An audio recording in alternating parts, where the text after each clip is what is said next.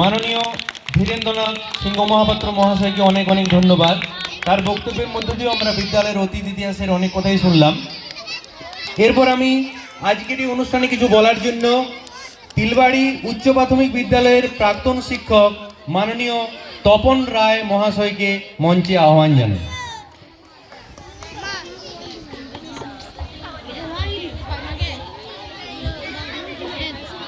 নমস্কার, জোহার। আজকে স্যারকে নিয়ে বলতে হবে তো এটা একটা বড় টেনশন। অন্য কোনো বিষয় হলে খুব ভালো করে বলা যায়। স্যারকে নিয়ে বলতে গেলে বলতে হবে তাহলে 2011 সালে যেতে হবে। 2011 সাল যখন আমি এখানে আসি তো দেখলাম স্কুল নেই। তিলবাড়ি আপার প্রাইমারি স্কুল নামে আছে, খাতায় কলমে আছে, কিন্তু বাস্তবিকে নেই। বাস্তবিকে যখন নেই তখন আমি এবং আমার পরিবার যখন স্কুল দেখতে গেলাম, তিলবাড়ি জুনিয়র হাই স্কুলের নাম তখন কেউ শোনেইনি অত্র অঞ্চলে। অগত্যা আমি একটু বুদ্ধি প্রয়োগ করে খোঁজখবর নিলাম, তাহলে ঠিক আছে তিলবাড়িতে কোনো না কোনো স্কুল তো আছে। তিলবাড়ি সেই স্কুলটা কী স্কুল আছে? তো সকলের বক্তব্য ওখানে একটা প্রাইমারি স্কুল আছে এবং সেই প্রাইমারি স্কুলের হেডমাস্টারের নাম হলো তপন দাস, বিক্রমপুরে বাড়ি। বললাম বিক্রমপুর কোথায়? বলছে যে আপনি নেমে এলেন ওটাই হলো বিক্রমপুর, ওখানে ওনার বাড়ি। তো আমি আমার পরিবারে সেখানে গেলাম, স্যারের সঙ্গে দেখা হলো, স্যারের ভাইয়ের সঙ্গে দেখা হয়েছিল, স্যারের সঙ্গে আমার ফোনে কথা হয়েছিল ফর দ্য ফার্স্ট টাইম। এই যে প্রথম স্যারের সঙ্গে কথা হলো, সেই দিন থেকে একটা নির্ভরশীলতা, নির্ভরযোগ্য ব্যক্তি এবং বয়সে অনেক ছোট, পদের ব্যাপারটা আমি বলছি না, সেই দিন থেকে স্যারের সঙ্গে আমার সম্পর্ক। সুতরাং স্যারের সঙ্গে আমার সম্পর্ক শুরু হয়েছিল ফোনের মাধ্যমে। তারপর থেকে আজ অবধি দীর্ঘদিন প্রাইমারি আপার প্রাইমারি দুটো স্কুলে আমরা কাঁধে কাঁধ মিলিয়ে বিভিন্ন পরিস্থিতির মধ্যে দিয়ে, বিভিন্ন সময়ের মধ্যে দিয়ে কিন্তু আমরা স্কুল চালিয়েছি। স্যার তপন দাস, আমি তপন রায় ছিলাম। সুতরাং দীর্ঘদিন ধরে স্কুল চালানোর পর আমাকে তো একটা সময় যেতেই হলো করোনার মধ্যে, অনেকে হয়তো জানেও না আমি চলে গেছিলাম থেকে। তারপরও কিন্তু স্যারের সঙ্গে আমার সম্পর্ক ছিল নিয়মিত। বিভিন্ন সময় বিভিন্ন ক্ষেত্রে আমি স্কুলে এসেওছি বিভিন্ন সময়। কিন্তু আজকে যখন সরকারি নিয়ম অনুসারে, স্যারের তো অবসর অলরেডি হয়ে গেছে, তিনি এখন রিটায়ার্ড।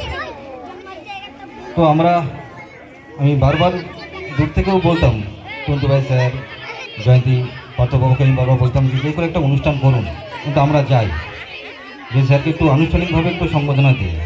আমাদের তো সত্যিই কোনো ক্ষমতা নেই যে স্যারকে একটু এক্সটেনশন বাড়িয়ে দিয়ে আরও 2 বছর রেখে দেবো, সে ক্ষমতা আমাদের নেই। কিন্তু যে মানুষটির এত প্রয়াস, যে দেখুন বিদ্যালয় অনেকে চালান, অনেকভাবে চালান, কিন্তু আন্তরিকতা এবং সৌন্দর্য এই জিনিসটা আলাদা। সেটা আমরা স্যারের কাছ থেকে শিখেছি।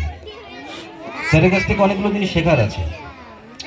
যে আমরা পেশাগতভাবে হয়তো শিক্ষক, কিন্তু পেশার বাইরেও যে আমাদের যে মানে দায়িত্ব আছে, কর্তব্য আছে, সেটুকু আমরা কীভাবে পালন করছি, সঠিকভাবে করতে পারছি কি না, বা পারলেও কতটুকু করতে পেরেছি, এইগুলো কিন্তু স্যারের কাছ থেকে আমরা শিখেছি। আমি ব্যক্তিগতভাবে স্যারকে তো অত্যন্ত মানে স্নেহ করি এবং আমি স্যারকে আমার সিনিয়র, কিন্তু আমি বন্ধু বলেই মনে করি। কেন স্যারের সঙ্গে আমার বিভিন্ন বিষয় শেয়ার হয়, অ্যাডমিনিস্ট্রেটিভ ব্যাপার এবং এভরিথিং। তো সেই মানুষের বয়সের সঙ্গে সঙ্গে আজকে ধরুন রিটায়ার্ড প্রাক্তন প্রধান শিক্ষক, হয়তো আনুষ্ঠানিকভাবে সব কিছু আজকে হওয়ার পরে স্যার নিশ্চয়ই লোকাল মানুষ আসবেন, দেখবেন, গাইড করবেন, তবুও যেন মনের মধ্যে যে ব্যথা, যে নিজে তো থাকে না, একটা জায়গা থেকে চলে গেলে সেই জায়গাটার প্রতি টান একটু হলেও কমে যায়। কিন্তু আমার দৃঢ় বিশ্বাস স্যারের ক্ষেত্রে সেটা হবে না। স্যার নিশ্চয়ই তিলবাড়ি, শুধু তিলবাড়ি প্রাইমারি নয়, আপার প্রাইমারি দুটো স্কুলকেই উনি আমাদের গার্ডিয়ান হিসেবেই থাকবেন, সবসময় থাকবেন। কেননা স্যারের সুপরামর্শ, বিভিন্ন সময় যে ক্রাইসিস ম্যানেজমেন্ট কীভাবে শিখতে হয়, আমি এখন অন্য জায়গায় আছি, অন্য একটা স্কুলে, সেখানেও আমি স্যারের বিভিন্ন রকম প্ল্যান এবং পরিকল্পনা সেগুলো বাস্তবায়িত করার চেষ্টা করি এবং সেভাবে চলারও চেষ্টা করি, যাতে আমার প্রফেশনাল লাইফে অনেকটা সুবিধা হয়। তো স্যার দুঃখ পাওয়ার কোনো কারণ নেই, যেটা সময় নিয়েও আমাদের সকলকেই, আমাদের পাশে যিনি আছেন তিনিও মাস্টারমশাই ছিলেন, তিনিও আজকে রিটায়ার্ড, সুতরাং সময় নিয়মে আমরা 60 বছর হবে, আমরাও রিটায়ার্ড হব, কিন্তু অবদান তিলবাড়ি সাঁওতালপাড়া প্রাথমিক বিদ্যালয়ের ক্ষেত্রে ওনার যে অনবদ্য অবদান, আমি যে কয়েকটা দিন এখানে থেকেছি, কয়েকটা বছর এখানে থেকেছি, আমি চাক্ষুষ করেছি এবং দেখেছি যে স্যারের যে লিডারশিপ এবং কর্তৃত্ব দেওয়ার ক্ষমতা খুব কম মানুষের মধ্যে আছে, কম শিক্ষকের মধ্যে আছে। এবং সকলকে